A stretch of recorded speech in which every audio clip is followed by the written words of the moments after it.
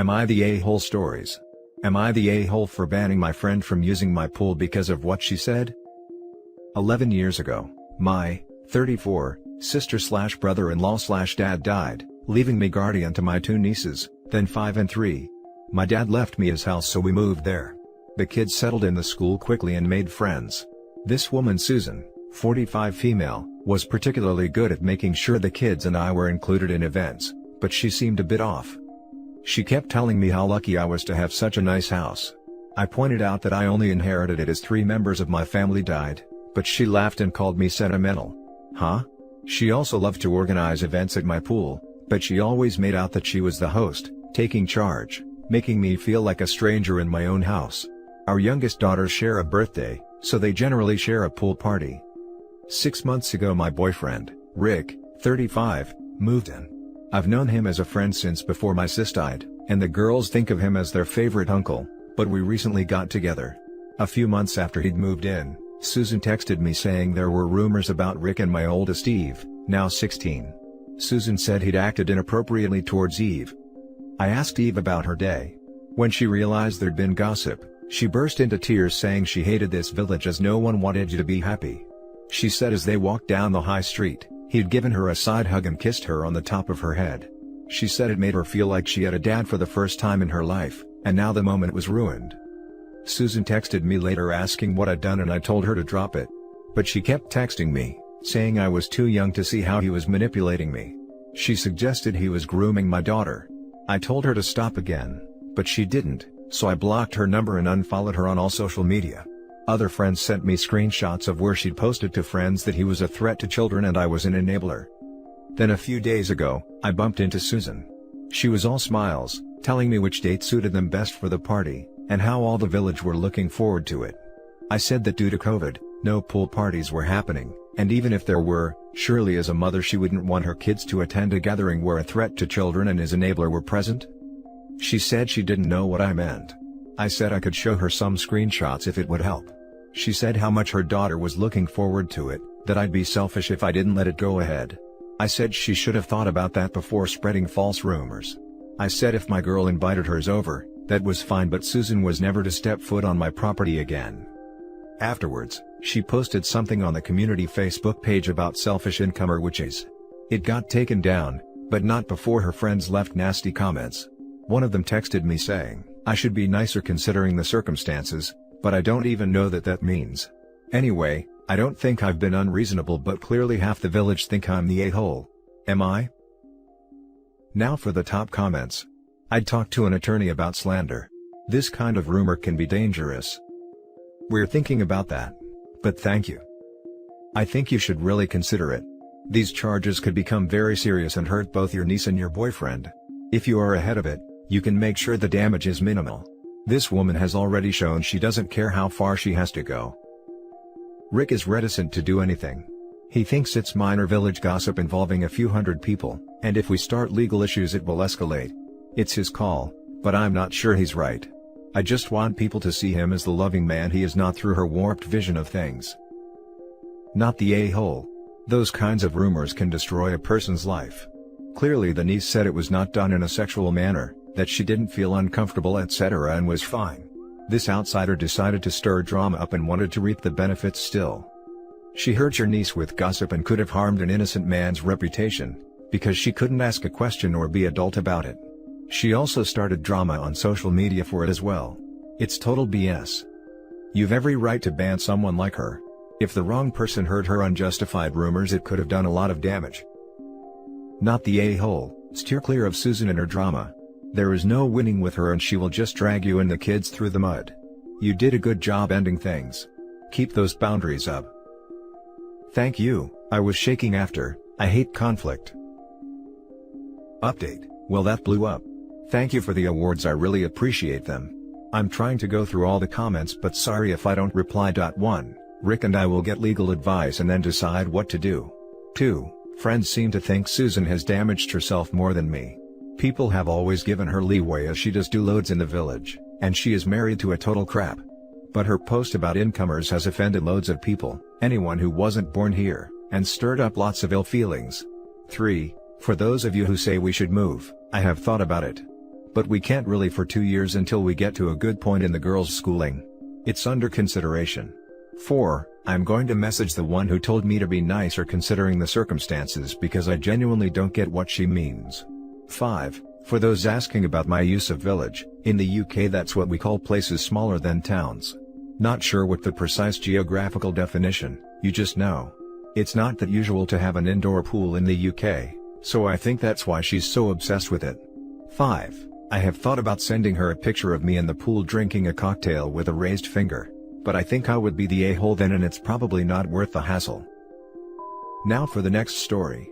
Am I the a-hole for telling my dad to swallow his freaking pride and go to a food bank?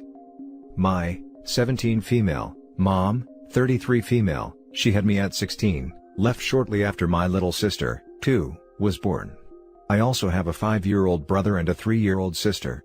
We haven't heard from her since. My dad, 34 male, owned a small business that went under a few months ago due to the shutdowns, and has had trouble finding a job since. Right now, he's working 2 minimum wage jobs to try to support us, but that barely covers the mortgage and our car payments. I ended up dropping out of high school so I can take care of my siblings and get a job. I got a great job as a nanny, and they're letting me bring my siblings since they're the same age as the kids, 5 male and 3 female. I've been paying for all of our healthcare. I have ulcerative colitis and my brother has type 1 diabetes, so that stuff is expensive, my car, and half our food bill and any clothes that my brother and sister need and occasionally some new toys for them. I know for a fact that we qualify for financial aid at the hospital we go to and maybe SNAP benefits or food banks. It would make things so much easier on all of us. My siblings and I don't eat healthy. Most of what we eat are those bulk bags of cereal at the grocery store and dollar store pasta with beans or sometimes eggs or meat. It's gotten to the point where the family I work got started giving us all their leftovers so we can eat somewhat healthy. I talked to my dad about financial aid at the hospital and he actually agreed to it, but when I brought up SNAP benefits or going to food banks he completely shut the idea down. He kept saying he doesn't need help getting us food, and he survived without food stamps when he was our age so we should too. I lost my temper and yelled at him, swallow your freaking pride and go to a food bank because 2 crap meals a day isn't cutting it. He yelled at me to go to my room and now we're not speaking to each other. Am I the a-hole for yelling at him? Edit, I'm not calling CPS on my dad, so y'all can stop suggesting that. He's trying his best. I sent my dad the post. He finally came to his senses and we're going to start applying for benefits tonight. For those of you asking about my education, I'm planning on getting my GED in May, and starting community college in the fall. Not the a-hole. Things ain't normal, and he's under a lot of stress. Likely hates feeling you already had to drop out of school, and that he's not cutting it as a man. But he's got to get past it, and maybe this was the kick in the butt he needed. Edit, so proud of you and your dad for taking one hard step after another. Glad he decided to accept some help, wish you both the best. He's let her drop out of school to be a co-parent and refusing to take assistance? That's such BS. OP I feel really sorry for, but she needs to tell dad she's going back to school if he's such a proud man and can do it himself. Yikes. Not the a-hole. You're right, it's just his stupid pride. You're sacrificing a lot for your family right now before you're even a legal adult. The least you deserve is some decent meals. I'm heartbroken for any parent in the situation he's in. But he needed to have it pointed out to him that it's pretty silly for him to think that letting his kids go without food/nutrition and education leaves him with more pride than using the social safety nets that he pays into out of each paycheck. He's making life harder for all of his kids, especially OP, unnecessarily. Not the a-hole. The social safety net exists for a reason. Plus, the pandemic is still going on. Things will be different when we are past all this, and he might be able to find what he needs in terms of work. And hopefully you can return to school. You've put your whole future on hold for your family. You're risking more than his pride is worth. I'm planning on getting my GED and going to college to be a nurse practitioner once things calm down. Next story. Am I the a-hole for continuing my tradition of taking my kids out to dinner even though I remarried and have stepchildren? I'm 36 years old and a father of 2. My kids are 15 and 13. I was high school sweethearts of sorts with their mother, and it was just your common case of 2 kids getting married way too young and not knowing what everything entailed. All in all, we divorced by the time I was 28. My ex and I are on good terms and we do a nice job at co-parenting even though we are not together. I live 2 towns over from her, About a 15-minute drive. So the kids stay with me every Friday to Monday. 4 years ago, I met my current wife. We got married a year and a half ago and now she and her 2 kids live with me. Her boys are 9 and 7. I get along with her kids, and I try to do all I can for them since their dad isn't a great guy. The house sometimes gets a little crowded when my 2 kids are over, but mine spend a lot of time in their rooms. Since my kids were little, I've always enjoyed taking them out to eat every other Friday. It's a tradition I've continued since. My kids really enjoy this time together, and it really helped us all deal with the divorce. Now that I'm remarried and sometimes get busy, these dinners aren't always on Friday nor are they as frequent as every other week. But once or twice a month I make sure my kids and I go out to eat. My wife has always been cool with it, at least until somewhat recently. To be clear, I go out to eat with my wife and the 4 kids a lot. Usually once a weekend, and then dinner Monday through Thursday is always with my wife and her 2 boys. My wife started to ask why I still have these dinners that are exclusively with my 2 kids. I told her it's the tradition and my kids and I enjoy the time together. She said since I'm remarried and have stepchildren, there shouldn't be any more me and my kids' dinners. I told her that we all go out to eat together way more frequently than I go with just my kids, and that we go out less than we used to before I got remarried, so I'm compromising a bit. She still insists that it's wrong to take my kids out to dinner where we pretend I don't have a new wife and 2 stepchildren. I don't know where she got that from, but that's what she said. Now for the comments. Where we pretend I don't have a wife and 2 stepkids. Not the a-hole, that's not what you're doing. It's so important for kids in blended families to feel they are still valued and still get one-on-one time. Especially given the age differences here, teenage children have different topics they care about and need different attention. Doing things with your children from your first marriage alone sometimes does not invalidate the other time you spend with your wife and stepchildren, and she should be understanding that you have multiple priorities since she does as well. Not the a-hole. It's even important to do one-on-one things with your kids in a full bio family. If she is adamant you cut out doing things with just your bio kids, then to make it fair you shouldn't do anything with just your bio kids when yours aren't there. All for one and one for all and all that crap. Not the a-hole. You already spend plenty of time with your wife and your stepchildren, and you spend time with them plus your 2 bio kids as well, so really what she's asking you to do is stop spending quality time with your bio kids full stop. That's unreasonable. You get plenty of alone time with your stepkids, I'm assuming, during the week, but you're not allowed to spend any alone time at all with your bio kids? Your wife is being unreasonable. I would pick this hill to die on. If you choose to stop or phase out your dinners with your bio kids they will notice and they will resent you. Don't let her insecurity damage your relationship with them. Yeah, I've figured she might be a little insecure. I don't know why at all. She doesn't seem to love the idea that I've had a family before her, though she does have 2 kids herself. Hi, product of a broken home here. Let me start with not the a-hole, not the a-hole, not the a-hole, not the a-hole, not the a-hole. You're not being selfish, rude, inconsiderate, a jerk, or anything like that. You're carrying on a tradition that existed previously to maintain a relationship and create a semblance of stability in your kids' lives.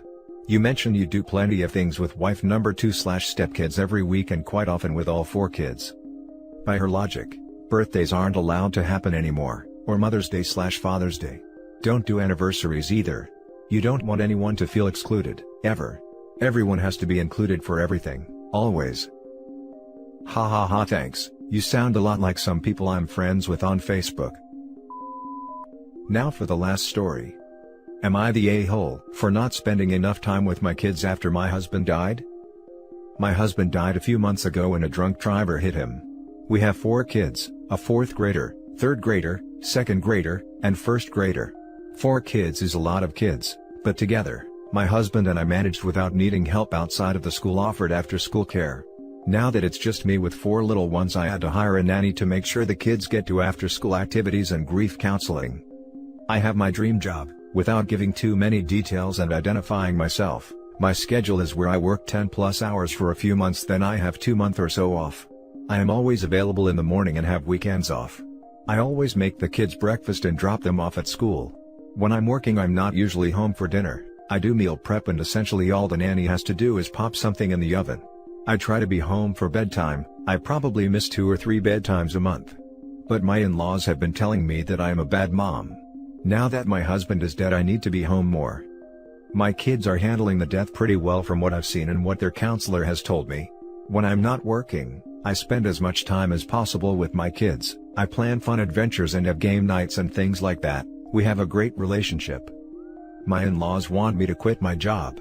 Financially I can do that, because of life insurance and my saving from my high-paying job, but I don't want to. I love my job, it's very fulfilling and I'm doing what I dreamed of doing as a kid. I feel I can do that and care for my kids. Am I the a-hole for not quitting my job and hiring a nanny to help me care for my kids? Not the a-hole. From your description it doesn't sound like your kids are suffering from your working lifestyle. Money isn't the most important thing in the world, fulfillment is. Your kids will suffer more if they have an unhappy parent at home versus a hardworking and active parent. Your in-laws are probably still in mourning and looking at a person to put their anger towards. And try to spend one-on-one time with each kid. Affected for the one night a week, with each kid for half an hour later bedtime where you do something low-key together, making the next day meal prep, or a puzzle, time to know each other as individuals. The extra half hour before bed is a great idea. I do make sure they get one-on-one time, but I do worry it's not enough. Thanks for the suggestion. If you were their daddy, literally no one would think twice about you going back to your job. Keep that job you love, keep spending time with your kids. Reconsider the in-laws who are going behind your back to convince your kids you don't love them enough. Not the a-hole. It's not always quantity, it's quality of time you're spending with your kids. You have to provide for your kids by yourself now. What do your in-laws expect you to do? Quit and be a stay-at-home mom with no one making money? They're being ridiculous, and it sounds like your kids are doing as well as they can be. So sorry for your loss. This, plus below the line, I'm pretty sure she's spending at least as much time with her kids as anyone with a regular job. It's just not in a standard construction. And that's it for this video guys. If you have thoughts to share, leave a comment below. Don't forget to hit like and subscribe if you like this content. I'll catch you in the next one. Good day everyone.